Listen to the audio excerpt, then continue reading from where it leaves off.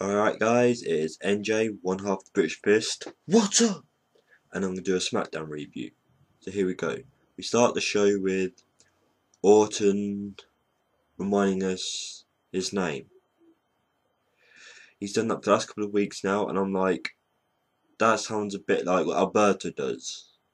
So, we get who you are, you've been around quite a while now, just get on with it. And he gets soonly after he's said that by Christian. Christian comes out to I think it was to say thank you and congratulations on winning, but I know I can beat you. So I was like, is this in signs of a rematch? Because we've seen Orton versus Christian before, and they are great together, but as people point out later in this event, he's had his rematch and he lost. So maybe it's good that he's still getting involved in the main events and in the titles area scene, but don't have it to be Christian face Orton next, please. Out comes Sheamus saying that he should be the number one contender, and Christian is a two-time loser. Sorry, I shouldn't have laughed. But I was like, yeah, Sheamus hasn't been involved in the main events / the championship for a while now, so he could be a good possibility. Then out comes the world's strongest man, Mark Henry. And he says, being the world's strongest man, he does not need to wait in line to face the champ. So, and then I thought, Mark Henry in the main event, really? Yeah, he's shown himself pretty well at the moment, but it's still early days for him. So just keep him in the main events maybe, but not the going for the title championship. No. The other thing that was pointed out was that this match that Theodore Long made, the triple threat, Christian versus Mark Henry versus Sheamus, was going to be for a championship match next week. Okay, I don't know why they're going down to have a title match on a Smackdown instead of the next pay-per-view, but we'll move on.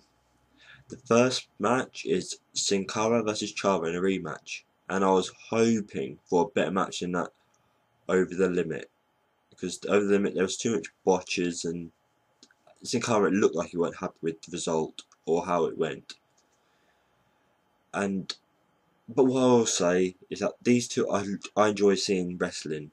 This match still had a few botches, but the ending was awesome. You have Sin Cara giving Chara a twirling bulldog sort of thing for the 3 count. Awesome finish.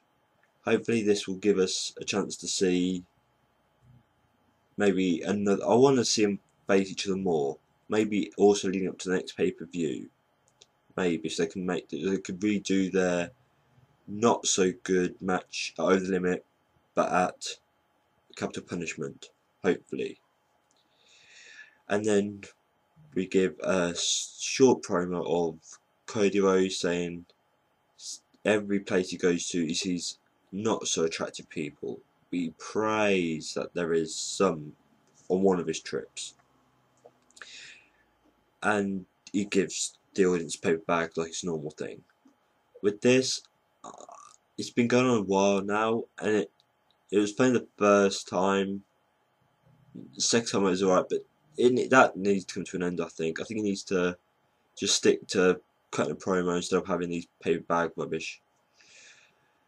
It was a good match, and out comes Daniel Bryan for their match. And I would say this was a good match overall. I enjoyed this match. This is one of my favourite matches of the night. And I'm like, Daniel Bryan needs to start looking better, because for a while on SmackDown, I'm not sure. I don't think he's done as good as he could have done if he faced other people before. But against Cody Rhodes, take nothing away, it was an enjoyable match. I enjoyed it. Even though there was one problem with it, Cody submitted too quickly to the label lock, at the end. I just thought, ouch, is that really going to do many favours? But after the match, Cody Rhodes goes on this attacking of Daniel Bryan, and I'm thinking maybe that saved you a little bit, Cody, maybe. The following match is Ezekiel Jackson versus Heath Slater. Heath Slater. But you still remember the core that had hardly done anything for a while now. So having him going for the going against Zeke, was understandable to give him something. But obviously, we all knew Zeke was going to dominate because Heath Slater is just not as good as the other members of core. And the match ended as a DQ because obviously the core came down just when Zeke was so close to winning the match. And the good thing about this is that, unlike other weeks, it was Zeke who came out on top. He took out the members of core, and I just thought, good. I know it's 1 against 3, but Zeke needs to keep showing his dominance, his strength, and maybe pick up more wins against the core. The next match, I'm going to say that the wrong person won. Sadly, because you all know I'm a Kane fan. But with this match, I'm just thinking, it was a monster brawl match. And I'm thinking, maybe it's a good time to have Kane put over Khali a bit in this rebuilding of Khali as a monster again. Because we all know Kane was a monster. So I think maybe this match could have put Khali over to make his monster come back. Even though I'm not complaining that Kane won, I'm a great fan of Kane and he needs the wins again to bring him back up. But in that particular match, I think Khali needed to look like the monster if he's going to gradually become it. And after the match, we have Jinder Mahal come out yelling at Khali for losing, and Rajan Singh had to get involved. He was like yelling at Mahal, and I really thought Mahal was going to slap him one. But instead he just shoved him against the rope and Khali steps in, and to cut this short, Khali turns on Rajan Singh. Yes! Even though Rajan Singh talk English, I'm thinking Jinder Mahal, he's bringing more out of Khali than Jinder had. So hopefully this is going to be, as I said earlier, the rebuild of Khali to become a monster, and hopefully in some kind of feud with the wrestler and actually become what he used to be. Okay, and then we have Booker T in the ring calling in Michael Cole. Michael Cole comes in, and this was quite funny. He brings up the loss and how he had to kiss, how Cole had to kiss Joe Lawler's foot. And then he gets the audience to start chanting a new phrase: "Kiss my foot, kiss my foot." And I think that's going to stay around for quite a while now. It was a funny segment, but it was too short, and I was like, it was stupid. It's because you gave Booker more in-ring time, but it weren't long enough to do any justice. So after that, we had Alicia Fox and Tamina versus AJ and Caitlyn with Natalya. Natalya should be wrestling. I was like, yes, you have her as like a manager of these two, but I still think that you should have Natalya wrestling. But anyway, a stupid match again because they didn't put AJ and Caitlyn over, because Alicia Fox picks up the win. Yeah, that's all I can say about that. It just didn't do anything for me.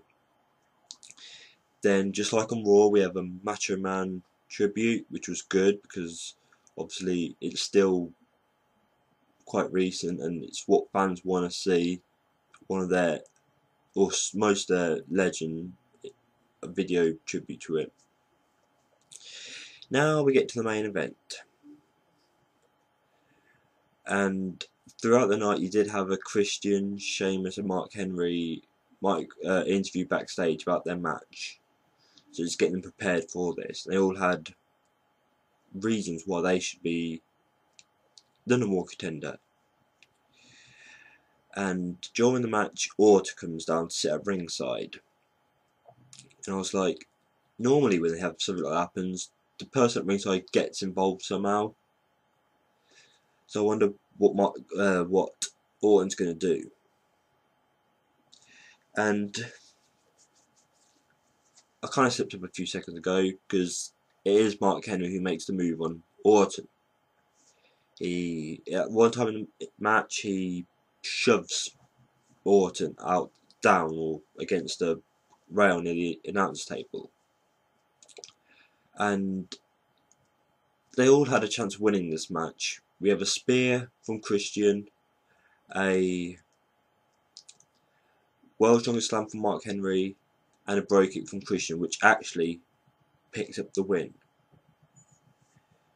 Also in the match, I forgot to say, we had an RKO to Mark Henry just for that push. So I found out it was an ODQ match, even though not much happened in the match to make it look like an ODQ match. So now we have Sheamus versus Orton next week at Smackdown. Okay, it's different, it's good. We're going to have a new person for the main event again, because Sheamus should be up there, because he's had a bit of a tumble over the last couple of months. So let's just see if Sheamus can stay at where he is. Now that's been my review of Smackdown. Yeah, I made some botches, but you can look past them, right? I hope so. Now, if you have any questions or views on Smackdown, please leave in the comment section below, and I'll vlog again soon. Goodbye.